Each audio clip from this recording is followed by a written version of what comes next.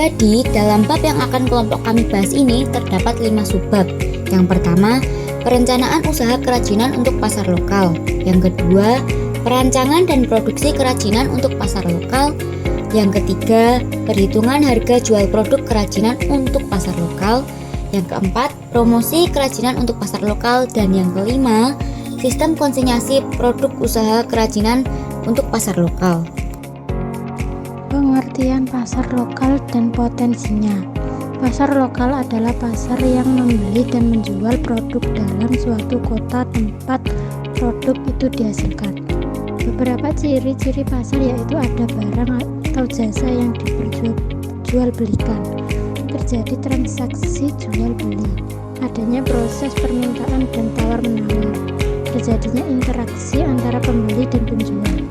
Transaksi terjadi ketika ada kesepakatan antara penjual dan pembeli. Hal-hal yang harus diperhatikan dalam perencanaan usaha. Ide usaha. Ide usaha merupakan konsep, pikiran, dan pengetahuan, sebuah mental, pandangan, keyakinan, atau rencana dari kegiatan-kegiatan usaha.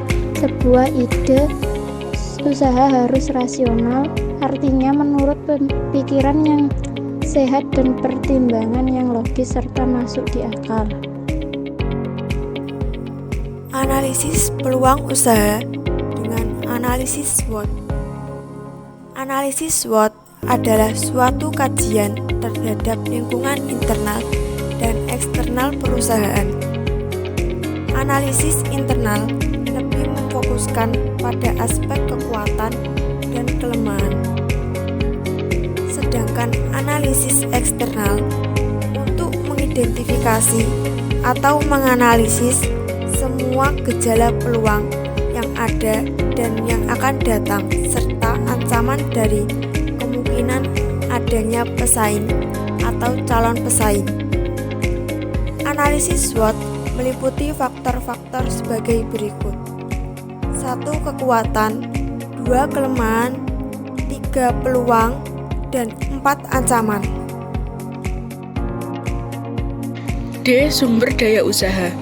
Sumber daya yang dimiliki oleh perusahaan dapat dikategorikan atas 6 tipe sumber daya, yaitu sebagai berikut: 1. Man, 2. Money, 3. Material, 4. Mesin, 5. Metode, dan 6. Market. E. Administrasi usaha. Dalam kegiatan usaha, administrasi usaha terdiri atas berikut: 1. Perizinan usaha. Adapun surat izin usaha yang harus dipersiapkan sebagai berikut: A. SKDU atau surat keterangan domisili usaha, B. Situ atau surat izin tempat usaha, C. SIUP atau surat izin usaha perdagangan, D. NPWP atau nomor pokok wajib pajak. 2. Surat menyurat dalam dunia kewirausahaan. Surat menyurat dalam bisnis disebut surat niaga. Jenis-jenis surat niaga sebagai berikut: A. Surat perkenalan usaha, B. Surat permintaan, C. Surat penawaran, D. Surat faktur, E. Surat pengantar pengiriman barang, F. Surat pengaduan, dan G. Surat penagihan. 3. Pencatatan transaksi barang dan jasa. Secara umum, bukti transaksi perusahaan terbagi menjadi dua, yaitu bukti transaksi intern dan bukti transaksi ekstern. 4. Pencatatan transaksi keuangan. Berikut adalah macam-macam laporan pengelolaan transaksi keuangan yang sesuai dengan standar akuntansi keuangan tahun 2007. A. Laporan laba rugi, B. Laporan perubahan modal, C. Laporan neraca, D. Laporan arus kas atau cash flow. 5. Pajak.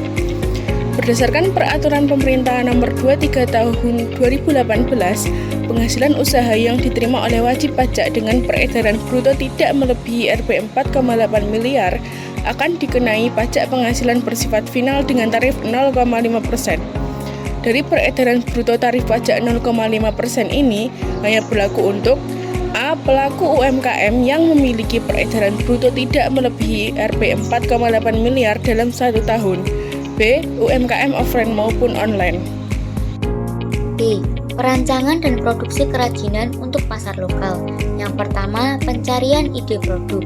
Biasanya seseorang akan mencari tahu objek budaya lokal yang ada di sekitarnya untuk dijadikan sebagai inspirasi untuk dapat memunculkan ide. Kemudian, memikirkan suatu hal Misalnya, siapakah targetnya dan alat apa yang dibutuhkan. Yang kedua, membuat sketsa. Sketsa sebuah produk dapat berupa variasi produk. Satu produk yang memiliki fungsi sama, namun dengan bentuk yang berbeda. Produk dengan bentuk yang sama, dengan warna dan motif yang berbeda. Yang ketiga, rasionalisasi, yaitu memilih ide terbaik dengan mengevaluasi ide-ide yang muncul dengan beberapa pertimbangan teknis seperti bagaimanakah cara menggunakan produk tersebut dan apakah material yang sudah ada ini tepat untuk mewujudkannya. Yang keempat, prototyping, yang berarti pembuatan studi model awal atau contoh untuk melakukan uji coba terhadap konsep yang sudah ditetapkan. Yang kelima, perencanaan produksi. Tahap ini dibagi menjadi dua, yaitu yang pertama, produksi kerajinan dengan inspirasi objek benda lokal. Tahapan produksi secara umum terdiri atas pembahanan, pembentukan, perakitan, dan finishing. Yang kedua, pengemasan kerajinan dengan inspirasi objek budaya lokal. Pengemasan produk kerajinan dapat diartikan sebagai wadah atau pembungkus yang berguna untuk mencegah atau mengurangi terjadinya kerusakan-kerusakan pada bahan yang dikemas atau yang dibungkusnya. Beberapa jenis kemasan yang digunakan adalah kemasan primer, kemasan sekunder, dan kemasan tersier. C. Penghitungan harga jual produk kerajinan untuk pasar lokal. Yang pertama ada full costing. Dalam metode full costing, semua unsur biaya produksi, baik biaya tetap maupun biaya variabel, dihitung sebagai harga pokok produksi. Dari perhitungan harga pokok produksi pada metode tersebut, dilakukan pelaporan keuangan sebagai berikut. Yang A, hasil penjualan. B, harga pokok produksi atau penjualan. C, laba kotor. D, biaya pemasaran variabel. E, biaya pemasaran tetap. F, biaya administrasi dan umum variabel. G, biaya administrasi dan umum tetap. Dan yang terakhir, H, laba bersih. Variable costing. Metode variable costing memisahkan penghitungan biaya produksi yang berlaku sebagai variabel dengan biaya tetap. Harga pokok produksi atau HPP dihitung dari jumlah biaya yang dikeluarkan untuk memproduksi sejumlah produk. Penetapan harga jual produk atau HJP diawali dengan penetapan HPP atau unit dari setiap produk yang dibuat. HPP atau unit adalah HPP yang dibagi dengan jumlah produk yang dihasilkan. D. Promosi produk kerajinan untuk pasar lokal. Promosi adalah suatu kegiatan dalam bidang pemasaran yang merupakan komunikasi yang dilaksanakan oleh perusahaan kepada konsumen atau pembeli yang memuat pemberitaan, membujuk, mengajak, dan mempengaruhi segala sesuatu berkaitan dengan barang yang diproduksi untuk konsumen. Secara umum, tujuan promosi adalah sebagai berikut. Yang pertama, menaikkan penjualan serta laba atau keuntungan. Yang kedua, mendapatkan konsumen baru dan untuk menjaga loyalitas konsumen tersebut. 3. Menyebarluaskan informasi suatu produk kepada calon konsumen yang potensial. Keempat, membedakan dan mengunggulkan produknya dibanding dengan produk pesaing. 5. Branding atau membentuk citra produk di mata konsumen sesuai dengan yang diinginkan. 6. Merubah tingkah laku dan pendapat konsumen tentang suatu produk. Adapun beberapa jenis promosi. Yang pertama, pemasaran langsung atau direct marketing, yaitu suatu bentuk penjualan perorangan secara langsung ditujukan untuk mempengaruhi pembelian konsumen. Sifatnya ada 4, yaitu non-publik, disesuaikan, terbaru, dan interaktif. Yang kedua, ada promosi penjualan atau bisa disebut sales promotion, yaitu suatu bentuk promosi yang ditunjukkan untuk merangsang pembelian oleh konsumen dan efektivitas penyalur melalui pameran, pertunjukan, demonstrasi, dan peragaan. Jenis-jenisnya ada 3, yaitu yang pertama promosi konsumen, yang kedua promosi dagang, dan yang terakhir promosi bisnis. 3.